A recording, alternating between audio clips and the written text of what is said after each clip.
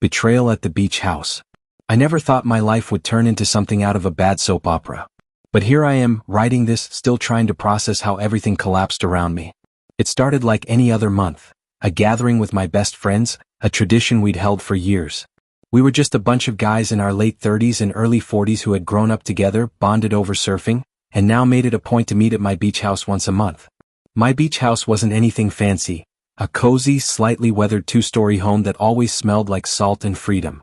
In the living room, we had an old surfboard mounted on the wall, a relic from our younger days when we thought we'd ride waves forever.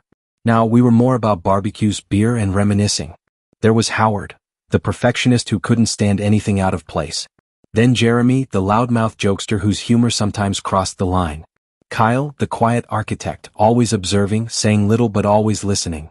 David, the ex-military guy built like a tank who had seen things he never talked about. And Jon, the polished lawyer, always in a crisp suit, the guy who seemed to have it all together. And me? I was just George, the guy who owned the beach house. That night, we were drinking and catching up when Howard pulled out his phone, showing us a picture of his son, scowling like a storm cloud. Apparently, the kid had been acting out, bad grades, back-talking teachers, the whole rebellious streak. Howard was losing his mind over it. We all gave him the usual advice. Kids go through phases, it's normal. Then Jeremy, in classic Jeremy fashion, smirked and said, "Maybe he's not even yours, man." The joke landed like a punch to the gut. The room went dead silent. Then Kyle, in his usual calm way, shrugged and said, "Why not just get a DNA test? Clear the air." At first we laughed it off. But the idea stuck. Maybe it was the beer, maybe it was curiosity, or maybe it was just the weight of Howard's frustration. But the next thing we knew, 6 fully grown men were walking into a paternity clinic, trying to explain to a very unimpressed receptionist why we all needed tests. And that's where it all started to unravel. A week later, we met at Jon's apartment. A sleek, modern space that felt more like a high-end hotel than a home. We sat around, drinks in hand, pretending we weren't anxious. Howard opened his results first. He let out a breath so deep it was like he'd been holding it for years. 99.99%. His kid was his. One by one, the guys read their results. No surprises. Then we all turned to Jon. He was drinking more than usual. His hands shook as he opened the envelope. He read it. Then he read it again. His face turned pale. He swallowed hard, staring at the paper as if trying to change the numbers with sheer willpower. Then, in a voice barely above a whisper, he said, "Jenna isn't mine." The room spun. The air got thick, heavy. The number on the paper, 25%. Not a stranger's child. Not a random mistake. Meant one thing. His own brother. The fallout was a hurricane. Jon confronted his wife, Alicia. She screamed, denied it, then tried to twist the story. She stormed into his office, making a spectacle, calling him a liar in front of his co-workers. Then she ran to my wife, sobbing, spinning a web of excuses. But Maria saw through it. Alicia's stories kept changing, contradicting themselves. Desperate, Alicia called Kyle late at night, crying, begging him to talk to Jon for her. But Kyle wasn't the type to get pulled into someone else's mess. And the deeper Jon dug, the uglier the truth became. It wasn't a one-time thing. It wasn't a mistake. Alicia and Jon's brother, Steven, had been having an affair for 8 years. Before the wedding, after the wedding, all the way through. While Jon was working late to provide for his family, they were sneaking around in hotels, spending his money.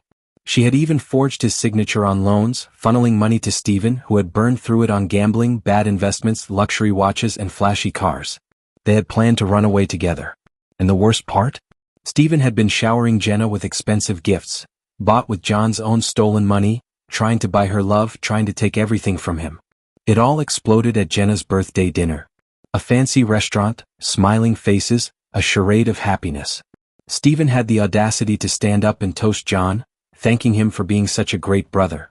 Then he handed Jenna an extravagant gift, bought with Jon's money, and started boasting about his so-called financial success, making Jon look like a fool in front of everyone. That was it. The final straw. Jon stood up, pulled the DNA test from his pocket, held it up for everyone to see. 25% probability, he said, his voice cutting through the room like a blade. Then he laid it all out. The affair. The lies. The stolen money. He even had printed out emails, concrete proof of their plan to run away together. Photos of their little secret vacations, the gifts, the deception. He made sure everyone knew. Alicia's parents gasped in horror. Her mother fainted. Her father tried to punch Jon, but guests held him back. Steven, the coward, tried to slip out the back door, only to be caught by Jon's father, an ex-military man who knocked him flat. The restaurant erupted into chaos. Someone recorded the whole thing. By the next day, the video was everywhere. And just like that, everything Alicia and Steven had built, their lies, their plans, their stolen future, crumbled in front of them. And Jon? He walked out of that restaurant a broken man, but at least now he knew the truth. Jon's father wasted no time. After speaking with Steven, he drove straight to his son's apartment, the same apartment where Steven's wife, Kelly, also lived. Without hesitation, he gathered all of Steven's belongings, dumped them outside, and left a note for the entire family. The message was clear: Steven was no longer his son. Jon, however, received a different kind of treatment. Their father spoke with him privately, expressing his deep disappointment in how things had unfolded but reassuring Jon that he still loved him. Kelly, Steven's wife, reacted with something stronger than words. She did more than just scream, she took action. Without delay, she filed for divorce and locked down all their joint accounts, effectively cutting Steven off from any more financial access. She hired a lawyer and didn't stop there. Fueled by rage and betrayal, she stormed into Jon's house, confronted Alicia and let her have it, not just verbally but physically. She slapped Alicia so hard that she yanked out chunks of her hair in the process. I don't condone violence, but in that moment I couldn't blame her. Meanwhile, Jon disappeared. He withdrew from everyone, isolating himself in one of his other beach houses, not mine, but another one that had once been a sanctuary. Now it felt like a prison. He stopped answering calls, stopped seeing anyone. He ordered food online but barely ate. Instead, he sat for hours, staring at the ocean. Later, he told me he was haunted by dreams of the DNA test, the betrayal, and the life he thought he had. At his lowest, he seriously considered selling the property, disappearing into some distant wilderness and ending it all. But he couldn't. Too many memories. Too many loose ends. Jon let himself go, drinking heavily, neglecting hygiene, barely changing clothes. He simply gave up. While Jon was wasting away, Alicia and Steven were living it up, in Jon's house. After being thrown out of his own apartment, Steven moved in with Alicia. They acted like nothing had happened. They went on shopping sprees, indulging in fine dining, and throwing loud parties that disturbed the neighbors. It was sickening. Alicia even had the audacity to start remodeling Jenna's room, as if she planned to stay indefinitely. Steven, the absolute bastard, parked his expensive cars in Jon's driveway, flaunting his presence. Jon's panic attacks worsened. The mere sight of Alicia and Steven together was enough to send him spiraling.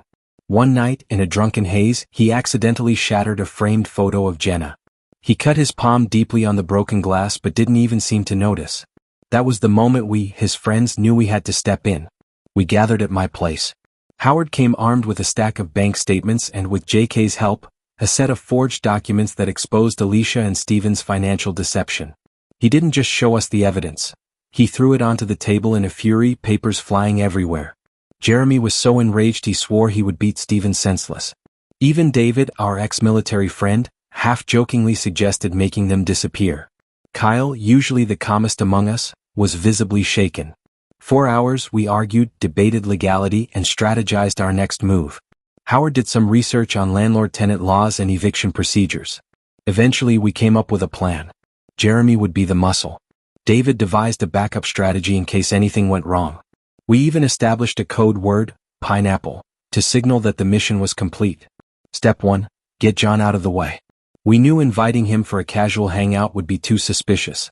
Instead, Kyle orchestrated a legal consultation, requesting Jon's expertise on a serious property matter. It was a valid enough excuse to keep him occupied.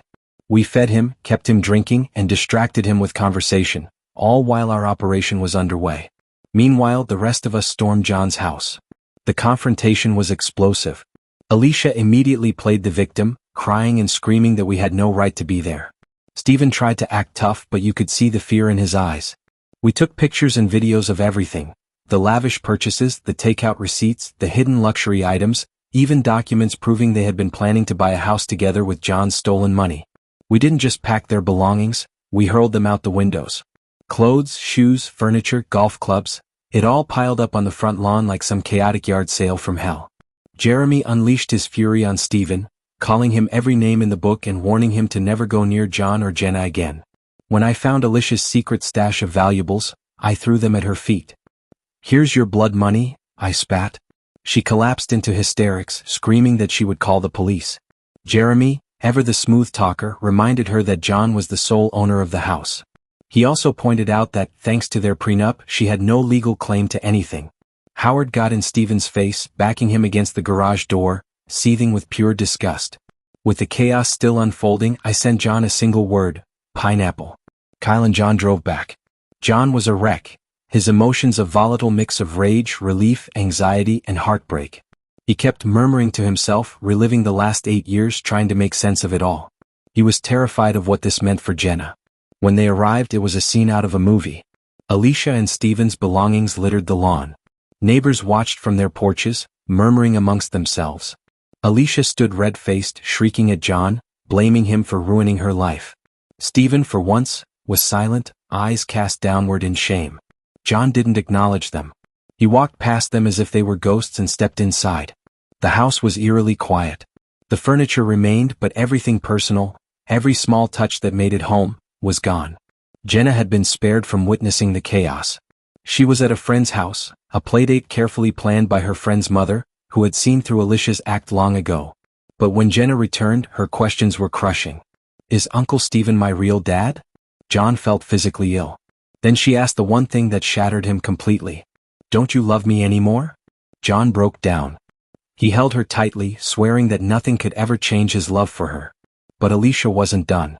She stormed in, grabbed Jenna, and took off before anyone could stop her. That first night alone was unbearable for Jon. The next morning he sat in Jenna's room, surrounded by her drawings and toys, suffocating under the weight of what had happened. He stayed there for days, lost in a blur of pain and regret. Slowly he started to recover. Therapy helped. Work helped. He picked up his guitar again, even surfed a few times, trying to recapture pieces of his former self. But the one question that haunted him was Jenna's. Did she think he abandoned her? Would she ever forgive him? The guilt was crushing. Thankfully, Jon didn't fight this battle alone. We stood by him, checking in, pulling him out of his darkness whenever he tried to sink back in. And our wives? They went after Alicia like an unstoppable force, making sure she wouldn't get away with any of it. Jon wasn't okay. Not yet. But he wasn't alone. And that made all the difference. Jon's friends and their spouses didn't just offer words of sympathy, they took action. They put together a care package for him, filled with his favorite snacks, books, and handwritten notes of encouragement. They took turns cooking meals for him to ensure he wasn't just surviving on takeout. More than anything, they made sure he wasn't alone, inviting him to family gatherings, movie nights, and anything else that could lift his spirits. Jon had never expected this level of support, and it made all the difference. It reminded him that he wasn't in this fight alone. At the same time, we, his closest friends, had been quietly planning behind the scenes. We all pooled our money together because we knew Jon would need an excellent lawyer. After thorough research, we found someone who specialized in high-conflict divorce and custody battles. A lawyer known for winning and getting results. When we handed Jon the retainer fee and told him, "We're all in this together," he hesitated. He was terrified of making things worse for Jenna, terrified of losing her entirely. What if I fight and lose? What if she hates me for it? He asked. We reassured him. Being a father isn't just about biology, it's about love, presence, and protection. We reminded him that Jenna deserved to have him in her life. He had to fight for her.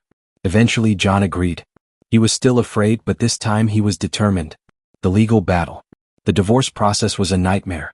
Jon's lawyer originally estimated that it would take 6 to 8 months, but thanks to Alicia's endless delays, it dragged on for 18 months. She fought every step of the way, from asset division to custody arrangements. She even tried to claim that the house was partially hers, despite the fact that Jon had bought it from his grandmother before they were even married. She missed court dates, delayed paperwork, and found every possible way to stall the process. She even tried to paint Jon as an unfit father, arguing that he worked too much. Rich, coming from someone who had been sneaking around with his own brother.